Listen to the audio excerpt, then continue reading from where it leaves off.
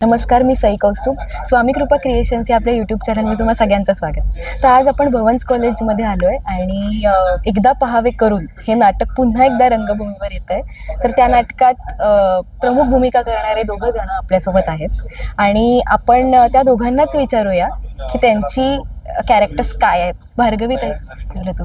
एकदा पाहावं करू मध्ये कोणी प्रमुख नाही आहेत, सगळे जण सेम आहेत. कारण प्रमुख असं नाही, आम्ही सगळे आहोत. असं काही महत्त्वाची कॅरेक्टर्स आहेत. हेच या नाटकाचं मला असं वाटतं की एक USP आहे. कारण म्हणजे आपण जसं म्हटलं की एखाद्या नटाला एखाद्या सीनमध्ये एकच वाक्य आहे, ओके, फॉर एक्झाम्पल, पण त्या एक वाक्यामुळे तो अख्खा सीन घडणार आहे. त्यामुळे असं काहीच नाही आहे की प्रमुख कलाकार आणि आणि मगाशी विजय दादा तू इंटरव्ह्यू केलासच, मला असं वाटतं त्याचं नेहमी म्हणणं असतं की नाटक ही एक सांघिक प्रक्रिया आहे. ॲक्च्युली कुठलीही कला म्हणजे आपण नाटक, सिरियल, सिनेमा सगळंच, पण हे माध्यम असं आहे जिथे 3 तास सगळेजण अलर्ट असतात. शूटिंगला एखादा लाईट पण बसू शकतो किंवा काहीतरी, इथे काही स्कोपच नाही आहे. म्हणजे इतकी मजा की आनंदने आम्हाला सांगितलं सगळ्यांनी सगळं नाटक पाठ करा. मी जर काही विसरलो तर तुम्हाला लक्षात ठेवता आलं पाहिजे, किंवा समोरच्याचं वाक्य काय आहे, समज त्याचं कुठलं वाक्य मिस होते काय, तर मला त्याला परत तिथपर्यंत आणण्यासाठी मला ते माहितीच असलं पाहिजे. त्यामुळे इट इज फन. 100% सांघिक तर आहेच, पण एकदा पाहावं करून आम्ही घेऊन येतोय तुम्हा सगळ्यांसाठी ते केवळ मनोरंजन व्हावं म्हणून. आणि 2025 तुमचं मला असं वाटतं की खूप आपलं काय काय फार बऱ्या घटना आसपास घडल्या नाहीत, पण 2025 जाता जाता तुम्हाला खूप हसवून जाणार आहे. ते आहे एकदा पाहावं करून. त्यामुळे नक्की या बघून. नाही काय हो, असंच काहीतरी ना, चुकलं काहीतरी, पण एकदा पाहावं करून नक्की बघायला या, एवढं म्हणू शकेल. बोल. तुझ्या कॅरेक्टरविषयी सांग. येस, मी यात बकुळ धरसोड नावाचं पात्र करतोय आणि ते बाप्पाजी धरसोडचा तो अतिशय लाडावलेला मुलगा आहे. त्याच्या स्पॉइल ब्रॅट आहे. त्याच्या आईने त्याला खूप लाडावलं आहे आणि तो एका मुलीला भेटतो आणि मग गोष्टी काही घडतात आणि तिथून सगळ्या गोष्टींना सुरुवात होते. तर असं बकुळ धरसोड नावाचे एक मी म्हणेन की खोडकर, एक अल्लड पण म्हणता येईल. त्याच्यानंतर म्हणजे बऱ्याच शेड्स आहेत अशा, आणि एका पॉईंटला निरागससुद्धा तो वाटतो. तर अशा एक छान हलक्या काही वेगवेगळ्या प्रकारच्या स्वभाव, म्हणजे वेगवेगळे स्वभाव त्याच्यामध्ये आहेत. त्याच्यामुळे या सगळ्यांनी असं एक रंगलेलं लेखक रत्नाकर मतकर यांनी एक ते छान केलेलं आणि सर विजय केंकरे आमच्याकडनं करून घेत आहेत. असं एक बकुळ धरसोड नावाचं यातलं पात्र मी करतोय. कॅरेक्टरविषयी थोडंसं. बाबीताई बाकरे, नावावरूनच तुला कळत असेल की आपल्या घरात एक बाबीताई असते, एक आत्या असते, अशी बेबी बाबी अशा पूर्वीच्या काळी. असं टिपिकल एक कॅरेक्टर आहे.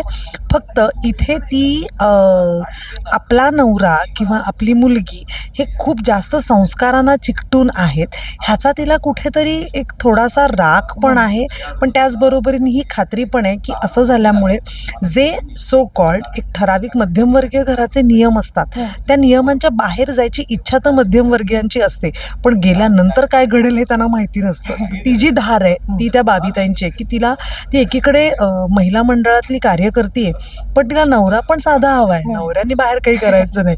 सो तेवढी ती विचारांनी एक तो जे एक आपली टिपिकल मध्यमवर्गीय गृहिणी असते, पण जिची स्वप्न फक्त घरापुरती मर्यादित नाही, तिला बाहेरही काहीतरी कार्य करायचं आहे, अशी ती आहे. पण इनोसंट आहे आणि थोडीशी नवऱ्यावर चिडचिडणारी पण मुलीवर प्रेम करणारी आणि मुलीच्या बाजूने उभी राहणारी अशी ती एक मध्यमवयीन गृहिणी आहे, पण जिला समाजासाठी पण काहीतरी करायचं आहे असं मध्येच, एवढं नक्कीच आहे. ह्याच्या आधीही तुमच्या भूमिका केल्या गेल्यात, त्या तुम्ही बघितल्यात का?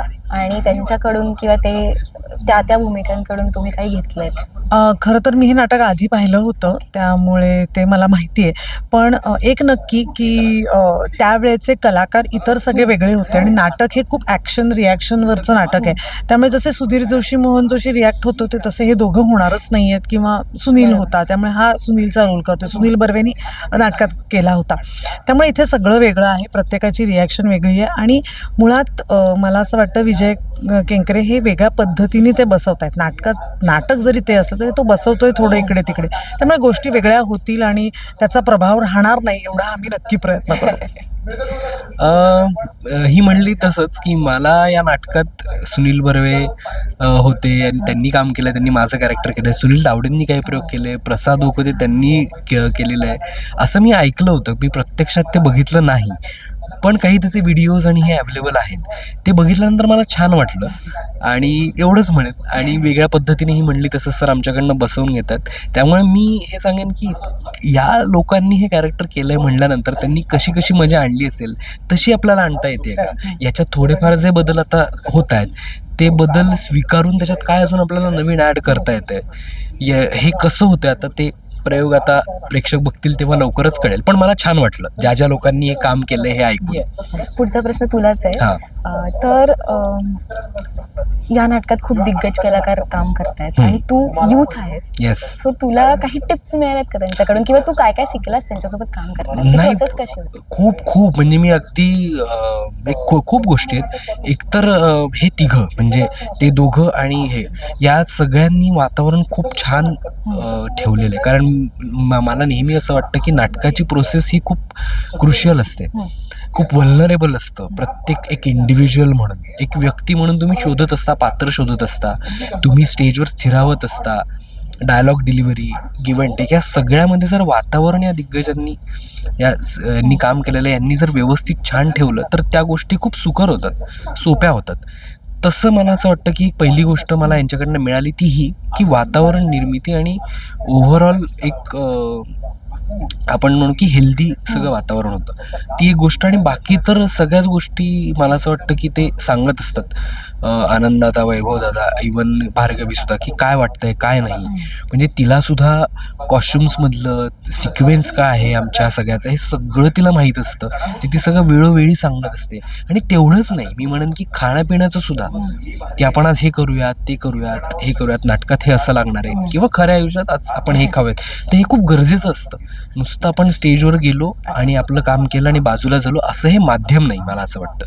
कारण सिरियलमध्ये याच्यात तसं होऊ शकतं की आपला शॉट झाला, आपण झालं संपलं नाही. याच्यात नाही, याच्यात एक सांघिक ही म्हणली तसं.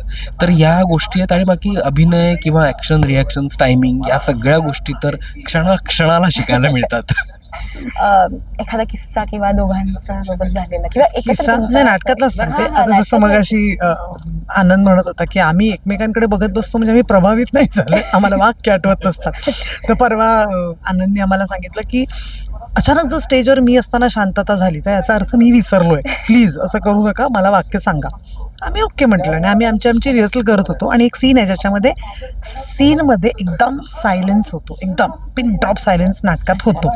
आणि आनंद गेला होता वॉशरूमला, तर त्याला वॉशरूमला वाटलं सगळं शांत झालं म्हणजे त्याचं वाक्य, तो धावत आला, हे माझा सीन आला, माझा सीन. आणि आम्ही सगळे असं झालो, नाही आम्ही सीन करतोय. हो मग सगळी शांतता का झाली? म्हटलं हो कारण आमचा सीन तसा चालू आहे. म्हणे तुम्ही सगळे शांत झालात तर मला वाटलं माझं वाक्य आलं. सो या छोट्या छोट्या ज्या मजा आहेत ना, की हे आत्ता असं वाटू शकतं एवढं काय, पण त्या क्षणाला ते आम्हाला सगळ्यांना असं झालं की अरे यार आनंद थांब आमचं. तर मला असं वाटतं की ही जी मजा आम्ही इथे करू ना आणि ही जी एनर्जी आहे ना ती आम्ही प्रयोग चालू असताना ती थ्रो होते, जी आपण म्हणतो ना की लोकांपर्यंत काय ती पोचेल. आणि एक माझं म्हणणं नक्कीच प्रेक्षकांना तर आहेच की नाटक तुम्ही बघायला या, पण त्याचबरोबरीने आज ज्यांनी आमचे इंटरव्ह्यू घेतले तर सगळ्यांना आमचं म्हणणं आहे की तुम्ही फक्त आधी येता आणि नंतर इंटरव्ह्यू घेऊन तर गायब होऊन जाता.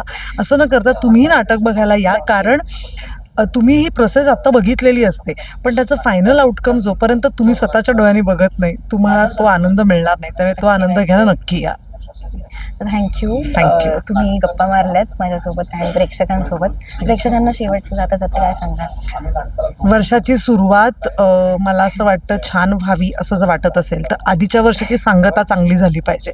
त्यामुळे ही सांगता उत्तम व्हायची तुमची इच्छा असेल तर नक्की आमचं नाटक बघायला या. एकदा पाहावं करून हे नाटक एकदा तरी पहा आणि चॅनलला लाईक करा, शेअर करा, सबस्क्राईब करा.